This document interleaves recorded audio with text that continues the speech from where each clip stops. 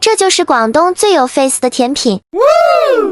咪住，你食呢個係奶凍嚟嘅，唔係雙皮奶。雙皮奶係咁樣嘅。奶凍佢個面係冇皮嘅，雙皮奶個面係有皮嘅，一睇就睇到㗎啦。那要怎樣才能做出正宗的雙皮奶？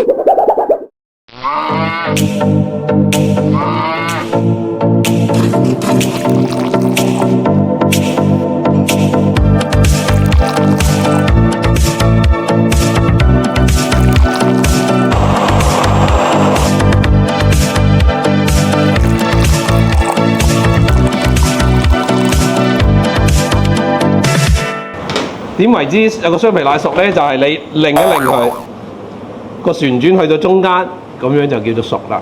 你學會了嗎？其實唔係，雙皮奶嘅意思喺大良話嘅音裏邊話層皮好厚咁解，等於人哋兩層面皮咁厚，而唔係即係嗰啲人哋講話上邊一層皮啊，下邊一層皮啊嗰啲，嗰層皮咧佢會自動浮上嚟嘅，因為佢係牛油嘅油脂嚟嘅啫。